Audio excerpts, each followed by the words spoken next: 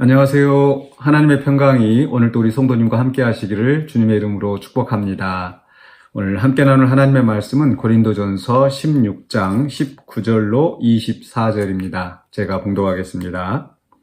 아시아의 교회들이 너희에게 문안하고 아굴라와 브리스가와 그 집에 있는 교회가 주 안에서 너희에게 간절히 문안하고 모든 형제도 너희에게 문안하니 너희는 거룩하게 입맞춤으로 서로 문안하라. 나 바울은 친필로 너희에게 문안하노니 만일 누구든지 주를 사랑하지 아니하면 저주를 받을지어다. 우리 주여 오시옵소서. 주 예수 그리스도의 은혜가 너희와 함께하고 나의 사랑이 그리스도 예수 안에서 너희 무리와 함께할지어다. 아멘. 네, 오늘 말씀의 제목은 보편적 교회입니다. 보편적 교회라는 말을 아마 보통 우리 일반 성도들은 들을 기회가 많지 않으실 것 같습니다. 그러나 우리 이제 신학교에 가서 이 교회론, 조직신학 교리를 배울 때 이 보편적 교회라는 것을 듣게 됩니다. 이 보편적 교회라고 하는 것은 바로 예수 그리스도를 믿는 또 같은 신앙을 공유하는 그 과거부터 또 현재에 이르기까지 또 미래에 이르기까지 모든 교회가 하나 또 거기에 속한 교회들을 보편교회라고 합니다. 즉 다 이름을 달리하는 또는 교단을 달리하는 여러 교회들이 있지 않습니까? 그런데 그 교회가 사실은 다 뿔뿔이 흩어져 있는 저각기 독립되어 있는 그런 교회들이 아니라 바로 우리가 이단이 아니고 또 같은 신앙을 공유하고 같은 우리 삼위일체 하나님을 믿는 교회들은 다 하나라는 겁니다. 이런 보편적 교회라는 것을 이 단어는 들어보지 않으셨겠지만 사실 우리가 매주마다 예배할 때 또 사도신경으로 우리가 고백하는데 거기에 들어 있습니다. 즉 사도신경에서 거룩한 공회와 성도가 서로 교통하는 것과 이렇게 돼 있죠. 거룩한 공회, 바로 그 공회라고 하는 게 이 보편적 교회를 가리키는 겁니다. 또 새 번역에서는 거룩한 공교회라고 좀 더 쉽게 번역을 했더라고요. 거룩한 공회. 즉 이 지역교회, 지교회, 이 개별적인 교회들이 다 하나의 교회에 속한다라는 겁니다. 그런데 왜 그러면 하나의 교회라고 하면서 이 여러 교단, 교파로 갈리워지고 또 그렇게 교단끼리 서로 이렇게 다른 소리를 내는가 이런 게 의아하실 수 있습니다. 사실 이 보편적 교회라는 단어의 그 원어는 이 캐톨릭, 우리가 보통 카톨릭 교회라고 하지 않습니까? 그러니까 이 중세교회에 또 교부시대 중세교회에 이 카톨릭 교회가 이어오면서 이 교회는 다 하나다. 그래서 이 교황 또 사제를 중심으로 해서 이렇게 교황과 이제 추기경이나 그 이제 직제가 이어지면서 전체 교회를 하나로 이렇게 이끌어가는 그런 형태였었죠. 그래서 카톨릭 처치 하는데 종교 개혁이 일어나면서 이제 많은 개신교들이 나타나게 되고 그러면서 이 카톨릭이라는 그 단어를 쓰면은 이제 서로 혼동이 되어지는 겁니다. 그래서 이 개신교에서는 보통 이제 유니버설 처치라는 그 단어를 사용하기도 하고요. 카톨릭 대신에. 그래서 이 보편교회라는 이 개념을 좀 다른 용어로 표현하기도 합니다. 그러나 그 기본 정신은 같습니다. 즉 우리는 하나의 교회라는 거죠. 그런데 다시 한번 왜 그럼 하나의 교회라고 하면서 카톨릭처럼 차라리 이렇게 하나의 교회로 되어 있으면 쉬울 텐데 개신교 같은 경우는 장로교, 침례교, 감리교, 루터교, 또 그리스도교 여러 교회 교단들이 있어서 아마 조금 혼동스러우실 거예요. 이 또 장로교라 하더라도 무슨 통합 측이고 합동 측이고 기장이니 이런 너무 이렇게 복잡하게 생각하시고 또 그 안에서 서로 이렇게 갈라져 있는 것에 대해서 이렇게 염증을 느끼실 수도 있을 것 같습니다. 그런 부분들은 이 카톨릭과 이 개신교의 좀 다른 특징 때문에 나타나는 건데요.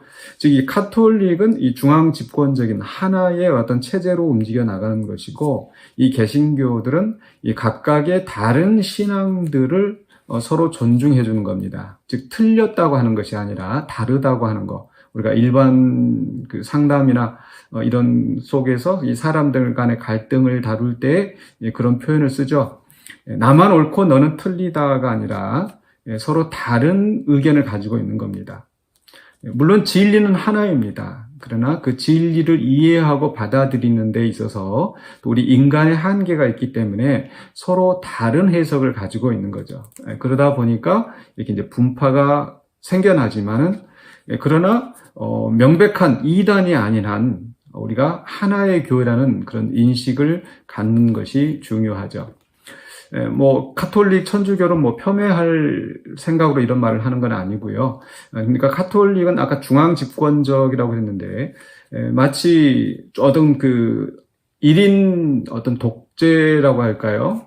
독재라고 하니까 너무 부정적인 이 뉘앙스가 느껴지는데, 그러니까 이 한 사람에 의해서 하나의 어떤 그 조직체에 의해서 움직여지는 곳에서는 그 분열이나 다양성이 존재하지 않죠.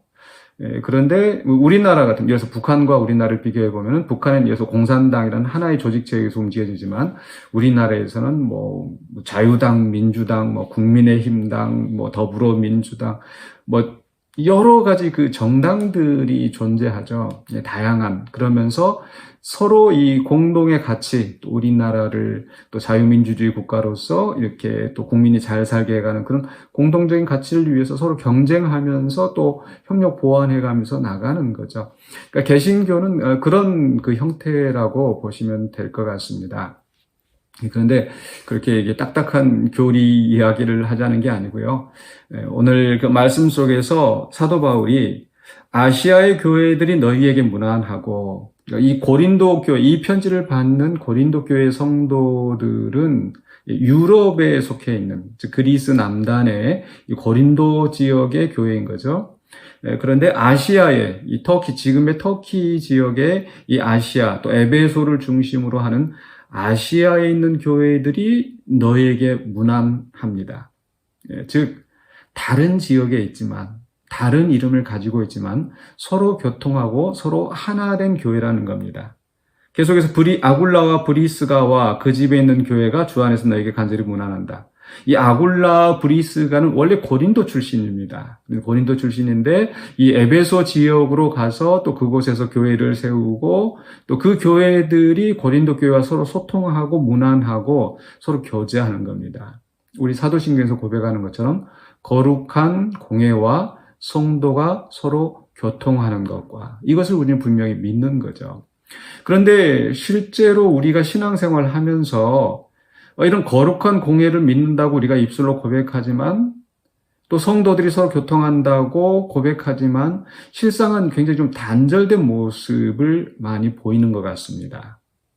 교회끼리 좀 어떤 경쟁적인 구도로 간다든지, 또는 교단이 다르면, 장로교, 침례교, 또 순복음, 뭐 여러 교단들이 있는데 그 교단들끼리 서로 이렇게 그 적대시하고 이런 것이 결코 바람직하지 않다라는 겁니다. 우리는 하나의 교회인 거죠. 또 교회가 어떤 자기 교회의 성장을 너무 이렇게 중요시하면서 다른 교회 교인들을 이렇게 뺏어오는 듯한 이런 형태, 이건 굉장히 잘못된 거죠. 또 전도를 하면서 우리가 예수 그리스도를 전하고 또 그분이 바른 교회에, 또 건전한 교회에 신앙생활 정착하는 건 참 중요한데 무조건 내 교회만 나오라, 우리 교회만 나와라, 이것도 바람직하지 않고, 그분이 또 이렇게 신앙을 받아들였을 때 또 가까운 교회에 이렇게 나가서 정착할 수 있도록 이렇게 해주는 것도 바람직한 거죠. 또는 우리가 어떤 그 타 지역에 여행을 갔을 때 또 우리가 반드시 내가 그 속해 있는 그 교회에 와야만, 또 그 교회에만 참석해야만 그 예배가 되고 다른 교회 가는 것은 예배가 아니고 그렇지 않다라는 거죠. 하나의 교회이기 때문에 우리가 다른 교회들, 또 다른 교단에 속한 그런 교인들도 우리가 인정을 하고 존중을 하고 교통하는 게 필요하다라는 겁니다. 이 고린도 교회, 이 바울이 편지를 보내는 그 처음 앞부분에서 이 고린도 교회 안에서도 분쟁이 있었던 것, 서로 바울파다, 게바파다, 그리스도파다, 뭐 이러면서 서로 분쟁이 있었던 것이 바람직하지 않다고 했었죠. 한 지교회 안에서도 그런데 더 나아가서 더 큰 그림으로 이 교단과 교단 또 교회와 교회가 서로 이렇게 나는 무슨 장로교다, 나는 감리교다, 뭐 이러면서 갈라지는 것도 결코 바람직하지 않습니다. 그래서 바울이 이 고린도서를 마무리하면서 이렇게 서로 아시아에 있는 교회가 또 유럽에 있는 교회 서로 문안하고 또 너희도 거룩한 입맞춤으로 서로 문안하라. 예. 서로 또 위해주고 사랑으로 교제하는 것. 바울 자신도 마지막에 마무리하는 것이 23절에서 주 예수 그리스도의 은혜가 너희와 함께하고 우리 예수 그리스도로부터 우리 주님으로부터 오는 은혜가 함께하면서 동시에 24절에 나의 사랑이 그리스도 예수 안에서 너희 무리와 함께할지어다. 나도 너희를 사랑한다. 하나님의 은혜가 너희와 함께하기를 원하고 나의 사랑이 너희와 함께 있기를 원한다. 고린도 교회 얼마나 문제가 많습니까? 또 고린도 후서에 보면은 이 사도 바울을 대적하는 그런 사람들도 있었고 그것 때문에 바울이 마음 아픈 그런 일도 많이 있었습니다. 그러나 나의 사랑이 너희와 함께 있기를 원한다. 또 너희가 서로 무난하고 거룩한 입맞춤으로 서로 교제하기를 원한다.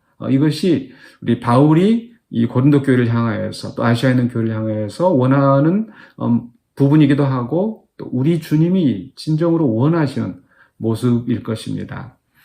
그래서 오늘 말씀을 생각하시면서 우리가 너무 지나치게 어떤 그 집단 이기주의처럼 마치 이 일반 사람들도 어떤 그 지연, 혈연, 학연에 의해서 자기 집단만 이렇게 내세우는 것처럼 우리 교회들도 그렇게 자기 교단, 자기 교회, 자기 교파, 자기 사람들 이렇게만 똘똘 뭉치고 배척하는 그런 모습이 아니라 조금 더 포용하면서 우리가 거룩한 공예를 믿는 사람들로서 성도의 교제를 믿는 사람들로서 우리가 함께 좀 다양한 그런 그 사람들을 우리가 포용하면서 나가는 것이 좋을 것 같습니다. 그래서 오늘 말씀을 기억하시면서 그렇게 포용하는 또 신앙인으로서 승리하시기를 주님의 이름으로 축원합니다. 기도하겠습니다.